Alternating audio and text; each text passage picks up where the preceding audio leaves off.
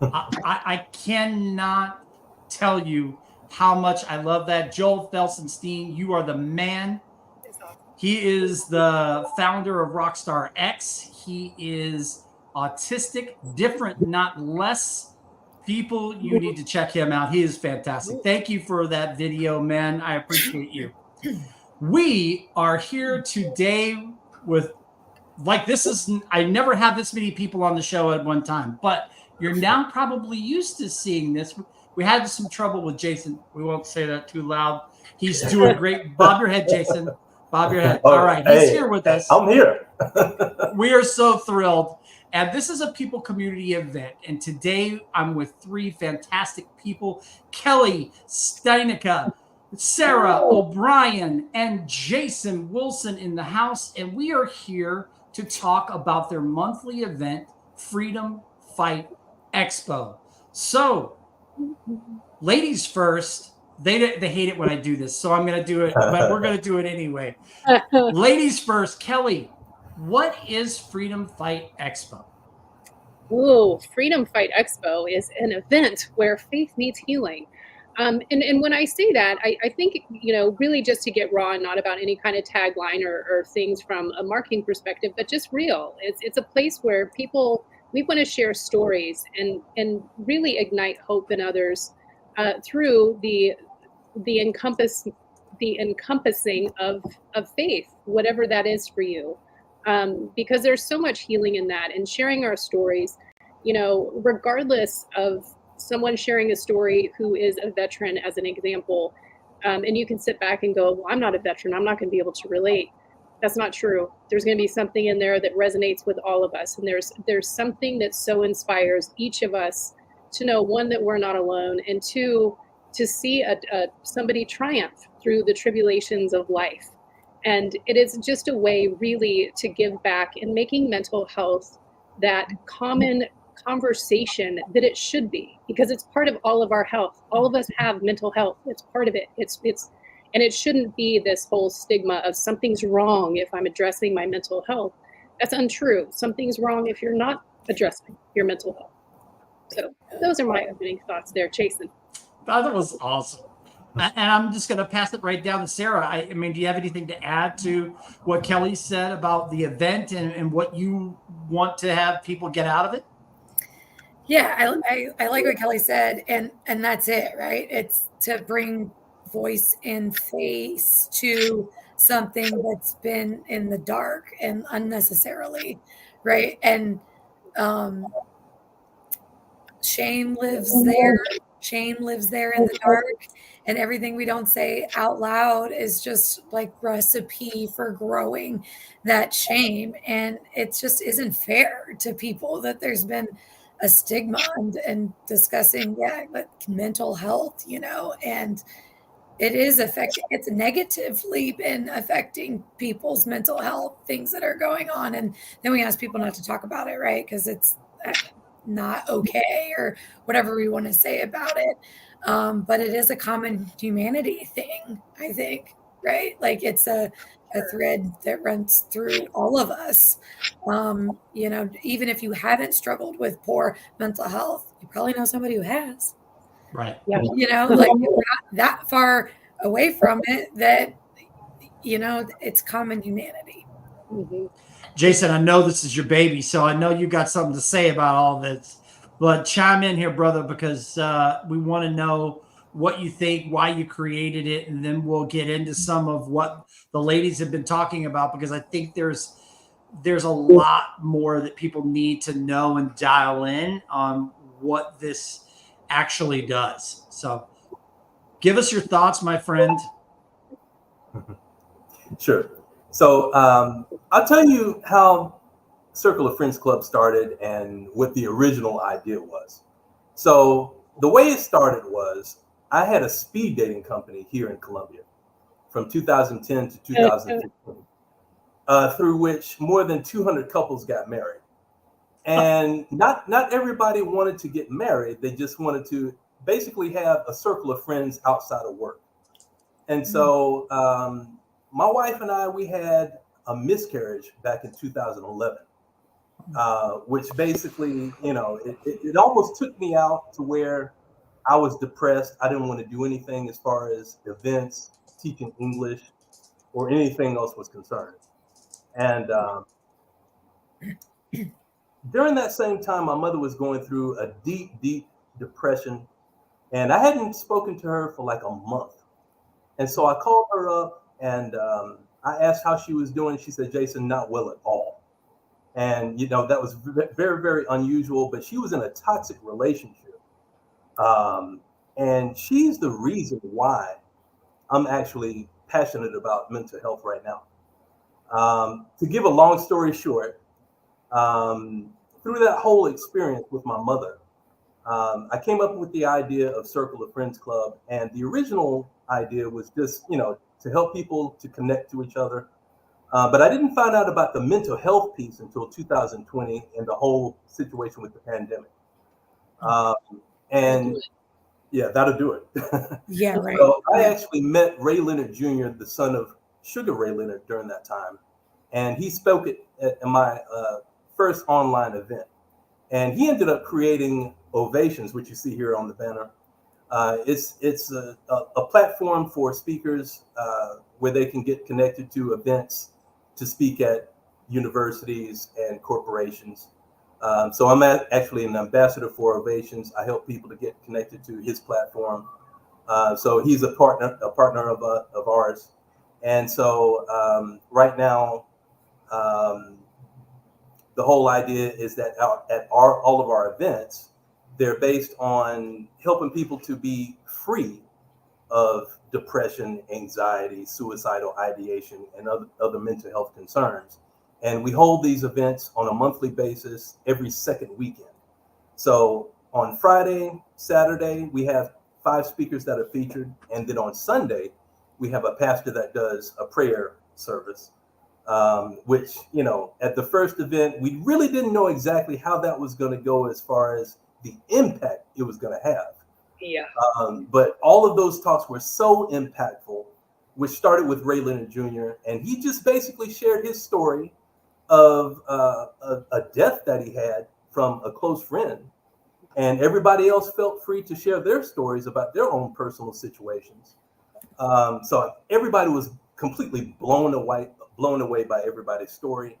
But what we're doing at these current events, starting in April, is that everybody will share their story, as well as give tools and tips that people can use in order to overcome their personal situations as well. And how do they get the tools and tips? They get that from the speakers, or is there stuff they can download, a QR code? What I see the QR code behind your head. So, how do they get the information? So people will receive this information there at the event from people's speech after they do their speech, as well as, people are going to be sharing links and websites to their seminars, books, and other things that they use in order to help their public. And do you want to go ahead and tell about the people that are going to be talking, or do you want to save that? So I'll give the rundown of all the speakers. Say, while we've got him connected, I say keep going. Yeah, I'm like, okay. This is good. So let's roll. Okay, so we have Chris Hennessy, and he works with established coaches and business owners to help them stream their story. He does live stream production and service media management, and he's always looking for basically opportunities to live stream. Mm-hmm. But he was actually incarcerated. Am I right, Kelle? Yep. So he actually found Christ in jail. And he's been, since his release, he's been doing a phenomenal job of, helping other people to get acclimated to society as well. Awesome. So that's Chris Hennessy. I love that. Yeah. Dr. Lauren Michaels Harris, he has a similar story. He was also incarcerated, found Christ in jail as well. This guy, he's the chief executive officer at Trajectory TV Network. He has his own TV network, Chason. Nice. Yeah, he's amazing. Yeah, he's an amazing guy. Call with us at like 10:30 at night or something. He's like, I'm normally in bed, but where does he live? Where's he from? Chicago. He's in Oh, okay. Chicago. Nice. Yeah. Then we have Victoria Rivera. She's a wellness psychotherapist, corporate wellness specialist. We had an amazing conversation. I don't want to give her story away. You have to come to the event and listen to her story. You're going to be amazed by her. Basically, amazed by everybody that's participating. I was going to say, yeah. It's like incredible. Yeah. Then we have Miriam Ziger-Blight. She's a virtual well-being medical doctor. She's a mother, wife, physician, educator, and well-being advocate. She'll be speaking at our event as well. Then we have Anna Lovell Nesmith. She's a professional burnout specialist. Then Chris Smith, he was also incarcerated. But since he's been released, he's become a motivational speaker. He's actually been on Kelle's show as well. Yeah, so Chris Hennessy. Yeah, and he is one, I will tell you both, that it is like you feel like you've gone to church after you hear them speak. It's just one of those things that it's just bringing revival. Oh yeah, and it's bringing revival in. Yes, and get ready to take notes because there will be some big life takeaways for sure. That's awesome. Absolutely. Then we have Jennifer Shapiro Lee.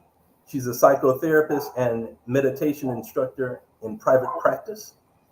And Aaron Janda, he's a publisher, ladies and gentlemen.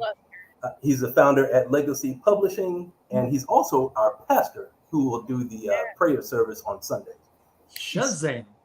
Yeah, he also has a Bible study that he conducts with us every Friday night at 10 o'clock Eastern. And then Magda Juliana Diaz, she's a good friend of mine and also a mentor and executive coach. She does an amazing talk on resilience. And she called me this morning and asked, okay, Jason, what part of my coaching should I focus on in my speech at the event? I mean, she's got so many things that she does phenomenally well. But what she told me today, I mean, it blew me away. I said, no, you need to talk about this.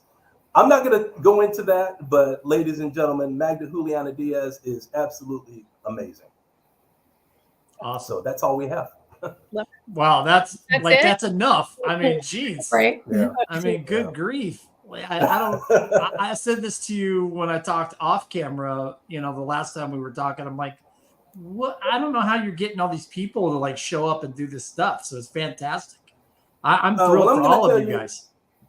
I got to tell you, Chason, it's not me. It's not anybody else that's connected with us at Circle of Friends Club. It's God. I mean, he's sending these people left and right. I mean, it's just been a steady stream of people that have come to me wanting to participate. Yeah. That's fantastic. Every Monday without fail, I have at least 6 appointments with speakers. Wow, that's great. Yeah. So let's dive in. We've got the time to do it. So I really want to dive in a little bit about, what you guys hope that people will take away from not only the stories, but the tools and tips. And I'm going to start with Kelle because she's on the top of my screen, top right, and this is just how my brain works. But I really want to know, like, hey, now we've talked about the speakers, we've talked about what the event is. We let's dial in on, okay, here's what I get out of it, and here's what I hope you get out of it. Yeah. So, I will tell you after the first one in February, and when I say we weren't ready to launch, we weren't really ready to launch. You know what I mean? But you gotta go with it because otherwise we would still be waiting to launch, sort of situation. Probably, yeah. But we could not have scripted what happened because sitting in the room, and I know it sounds very cliche, there is something magical that happened. And I will say it was God because God was in the room. People shared their stories and felt safe to do so on such a deep level. And what I think that does for others is it goes really back to just the simple, basic human connection. Every checkbox that society tries to put on all of us leaves the building, and we're just connected by our heart and love for one another. And that was there. And the feeling of it, and feeling it when you're on a screen even makes it that much more special. So of course we can reach people who are suffering loneliness, sitting in their homes, which is a major problem. Loneliness is a epidemic for sure. Yeah. So being able just to reach people, help them know that they're not alone, give them information and tools that maybe they otherwise wouldn't get or understand. Because I feel like sometimes, when people sit back and, there's all of these resources. I'm not feeling right, don't really know what's up with me though. And now I've got a gazillion resources. Which one do I use? I just heard this, journaling is an option. Meditation is an option. Having association or connection to these different types of therapists who offer consultations. I can take them up on that. I can do these things. I can also understand, and I say this a lot personally, is just because you've gone, and this will be a good lead for you, into you, Sarah, is, going to see a therapist, counselor, life coach, however you choose, and when you're finished, with that cycle, if you will, it doesn't mean that you're finished. Like, I'm healed the rest of my life. My mental health is going to be phenomenal because I'm in great shape. And I use the analogy of the gym. You can't go to the gym, get in good shape, and be like, that's I'm right. bad, and never go back. I'm done now. My body, Like, I reached it, I'll be able to keep it. Yeah. Right. Without doing anything. I just won't eat. I just won't eat ever again. Right. I'm just going to put this on a t-shirt and wear this t-shirt, of my body right now all the time. Forever. Yeah. Yeah. That's not in shape. And that applies to our mental health. So I think making it not be a scary place to be, a scary thing to talk about, and have it be a normal conversation. And because we can all tend to look at one another and think, God, they look so happy and great. Everything is so grand. And then you hear them speak, or an athlete. I do think hearing from someone, some of these athletes, we have an expectation in our mind of what their life is like. Mm-hmm. And then you're like, holy crap, I had no idea that they went through all of this stuff. And yet they're giving back and doing so much. And they've been able to find joy in life again. So I think it's those things, and just making this be a more regular conversation, and remove the fear of being who we are, because our story is our story. We can't undo it. I know it doesn't always feel good. And I mean, I've lived in the shame and the humiliation and all the things. So it is a process. So even though we're saying, let go of your past or whatever's holding you back, it's also the fact of, guess what? If you're feeling heavy right now and you don't know how to let it go, it's okay. Yeah. We've been there. It's a process. So that was a lot for me to say. So I will turn it over now to Sarah, because I think that was fantastic. And one of the things that I really love that you said, because I think there is a misconception, because we hold everyone who's in the limelight, a musician, an actor, a CEO, anyone who is by the world standards successful, right? We hold them in these standards that, oh my gosh, they drive around in these cars and they do this and they have this lifestyle. Why you constantly see people in that realm that have all the stuff that the world can provide, that money can provide, and they're miserable, and they tell these tales about how they're miserable, or unfortunately, some of them end up ending their lives. Yeah. They are in misery, and they keep buying and buying and doing, and stuff can't fill that hole. Right. And so, I mean, wow, that was powerful. And I've been watching all the posts as Sarah's been breaking down, like she's been throwing down on social media, like, here is the difference between this and this. Here's love those. And then here is what I do. I'm like, well, that was perfect. You segued right in there. I'm like, okay. So now, Sarah, take it away. Good grief. There was something that you just said that I was going to respond to, Chason. Let's see if I held on to it. If not, I'll have to try to circle back. That's all right. No, it connects with something that both of you guys were saying, talking about the people in the limelight and they have all the stuff and they're miserable because they're isolated. Like, who are they connected to? What kind of community do you have if you travel around all the time, shoot movies or doing concerts? Like, who is real to you when you're famous or whatever? So Right. it all circles back to the same common humanity, right? Like, that's like what this all comes down to for me. And I've been talking about mental health long before anybody wanted to talk about mental health. And that started in my very own family. They still don't want to talk about mental health. And I'm a therapist. So imagine my confusion with everybody's rigidity, like around that still. And it just blows my mind still. And I'm like, what year is this? I don't understand why this is something that's still stigmatized. It's so weird to me that like it's something we should shame people for. It's like, play that tape all the way through, folks. Like, that does not make sense. That does not make emotional sense. That does not make logical sense. Like, there's no reason to ostracize people, marginalize more people, right, for something that's not their fault, something they can't help, right? Especially the people that are out talking about it, because they're probably not trying to do something about it. You know, like I was saying, the people, this is what I always say to my clients, right? Like, when you end up in front of me on my couch, now my virtual couch, before my actual couch, before the pandemic, you know, like, it's not the way they want, and they probably don't have self-awareness about it, and they probably don't when they step into the room and sit on my couch. But there's something different between somebody who chooses to come and sit on my couch and somebody who doesn't choose to go sit on the couch of a therapist and disclose all the stuff, right?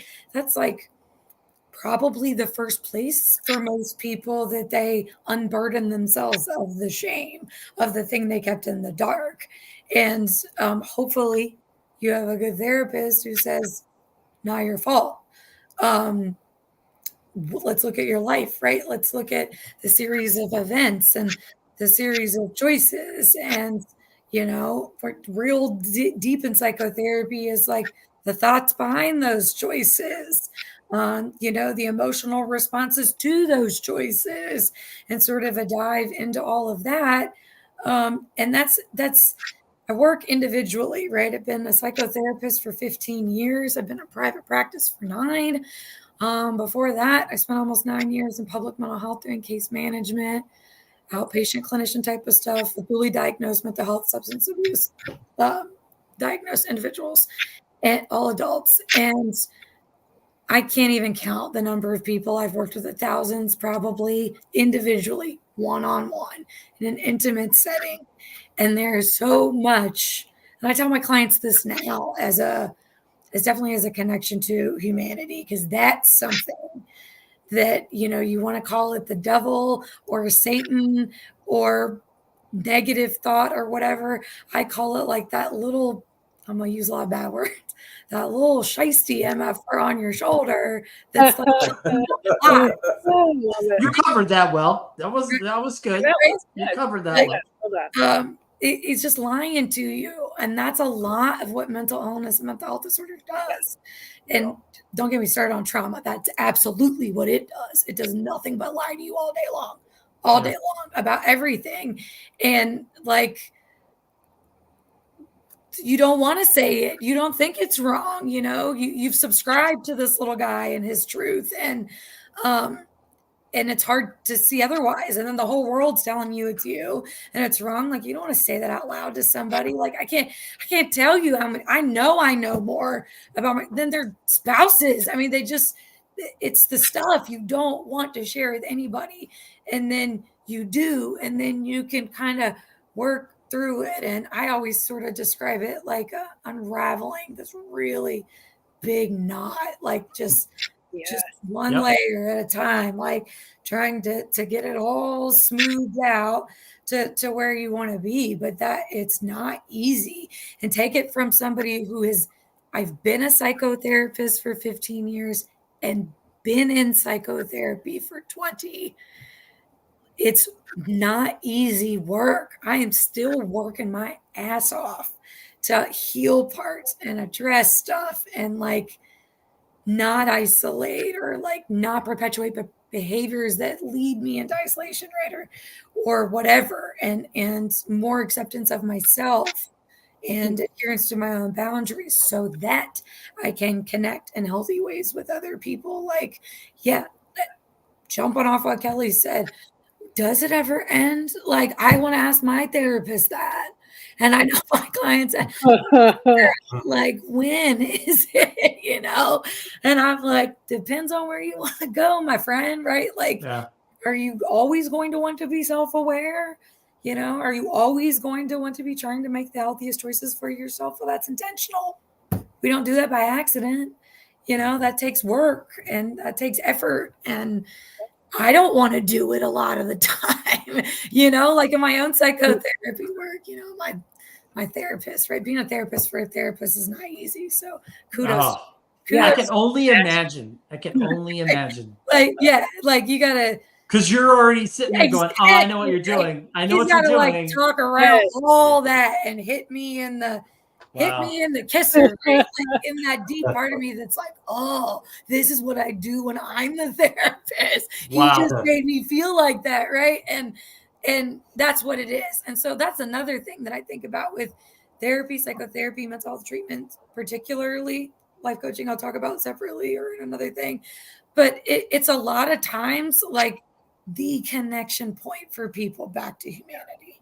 It's like they're just so afraid to disclose their life or their choices, their stuff or their shit, right? Or their symptoms to anybody that when they do, and then I can maintain like a healthy rapport with them, then like it's the bud of them connecting out there and like building a community and having a life.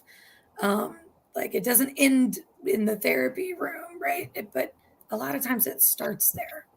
These people are isolated, marginalized, ostracized, shamed, shunned, and, judged, all the things. And then our system, right, is in a way that like they go to get help and then they're just judged again.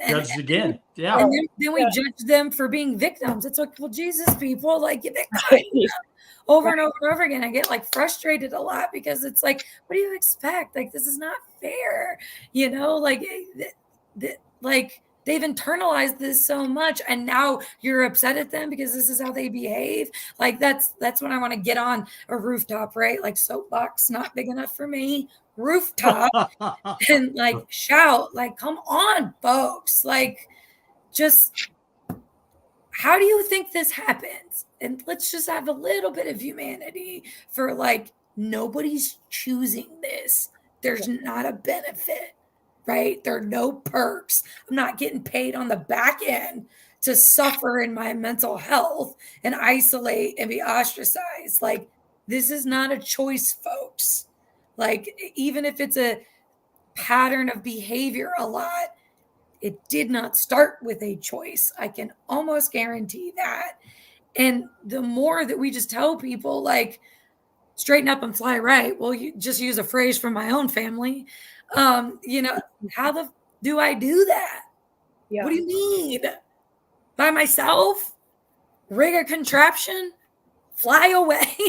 Like, I need help, literally, what does that even mean? I need somebody to care about me and for me and maybe help me put one foot in front of the other until I can do that myself, and it's just so rough when like everybody would rather judge, right? Or just.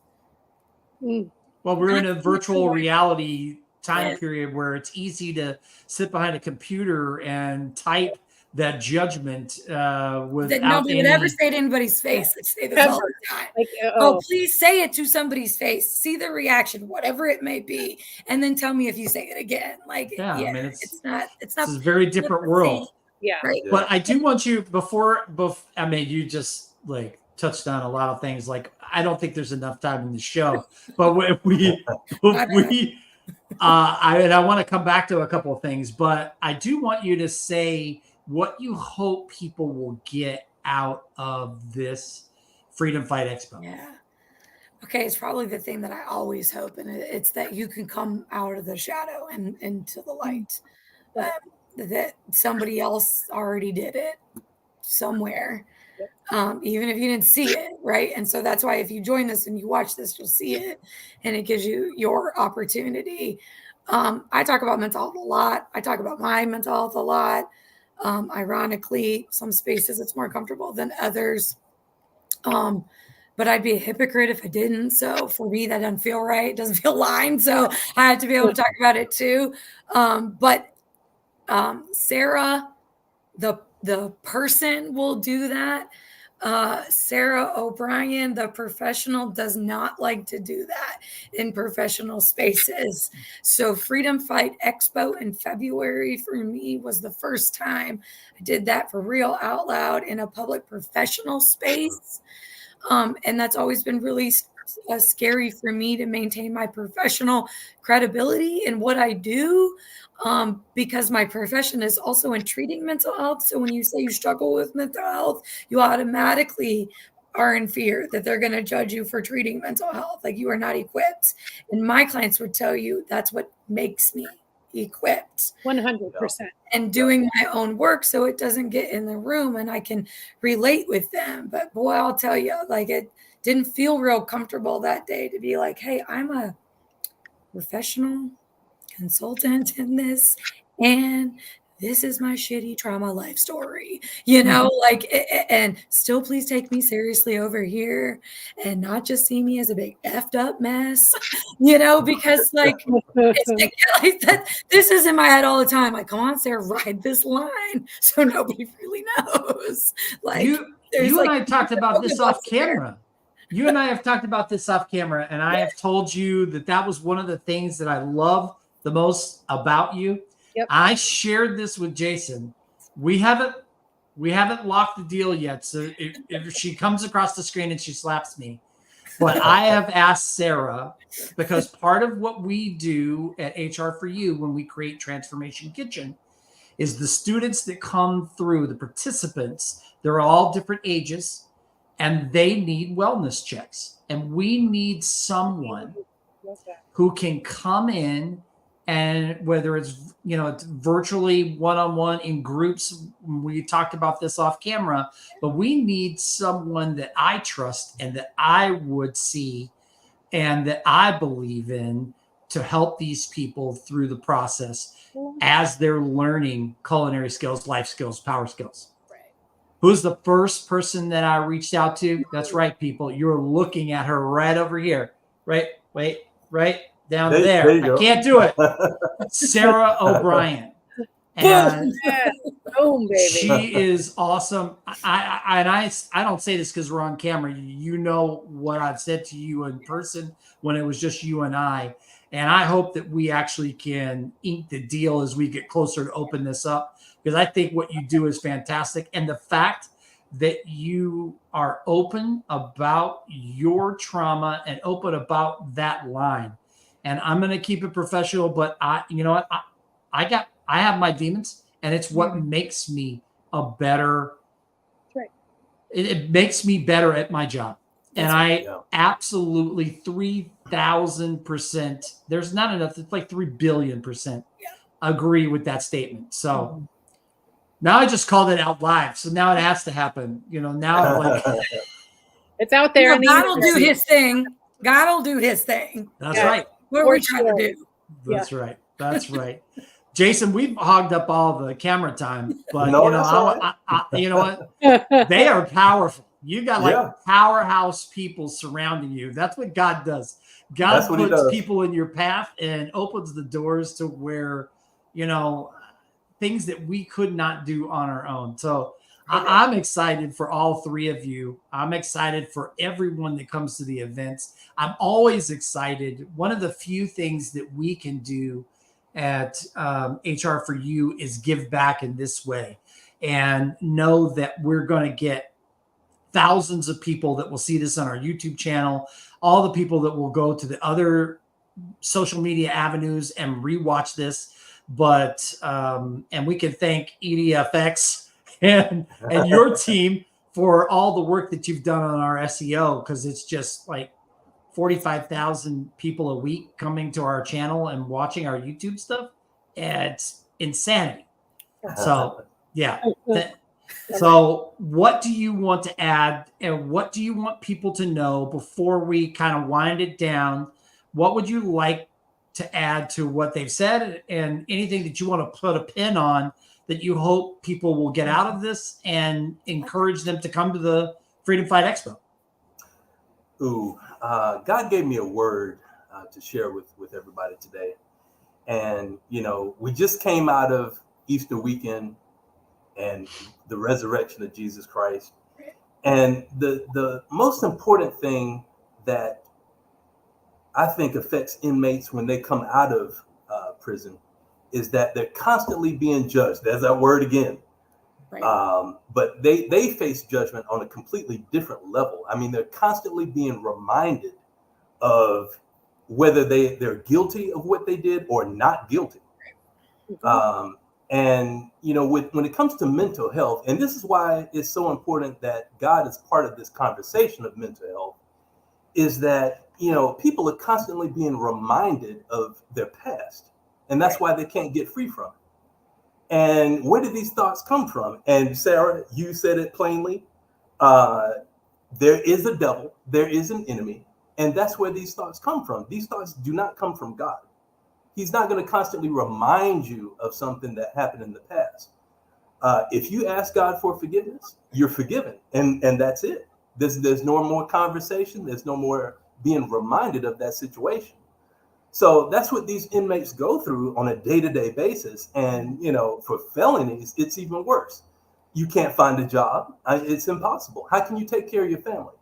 So that's why we're so passionate about this coming event in April, that, people that have been released from prison and have found Christ in prison, they're forgiven. They're no longer reminded of what they did.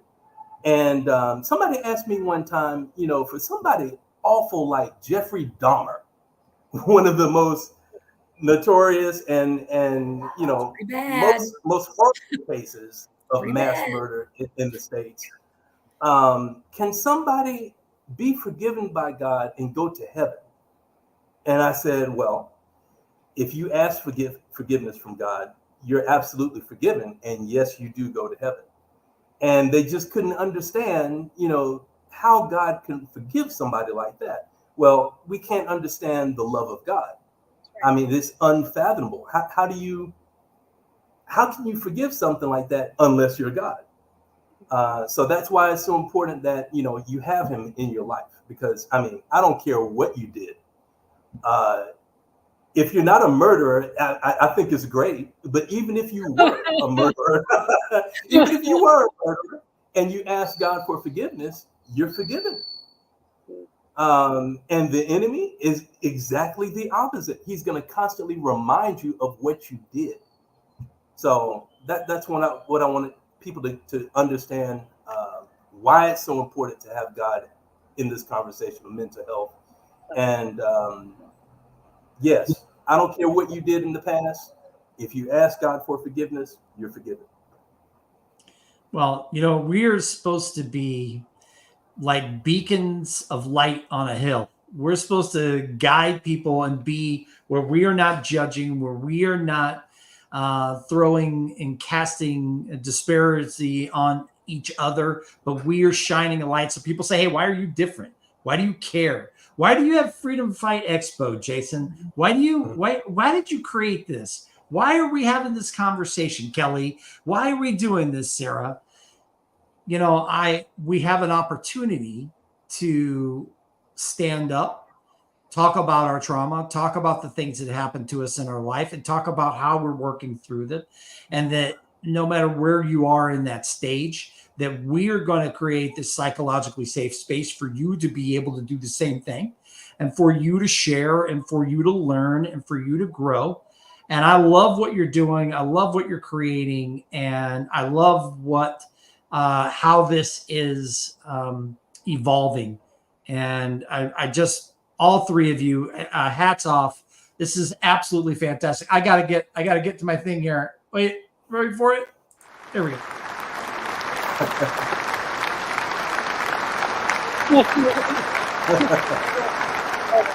Yeah. What a lovely round of applause.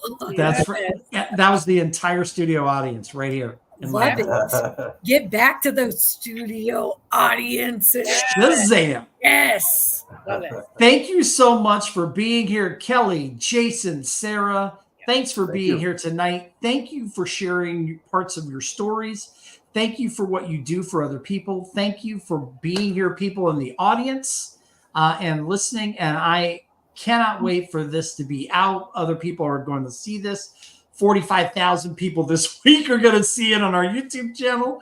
I'm just thrilled for all of you, and I'm so excited to do this. I can't wait to do it each month. That's what our commitment is at HR for You. Each month, we are going to be talking to these three about this journey, about what they're doing, about how this is working. And I hope that you will join us. Thank you for coming tonight. We'll see you next month, and you come to this April 12th, 13th, and 14th, 11:30 a.m. to 1 p.m. Eastern, and we will catch you next time. Thank you so much. Thank you. Thank you.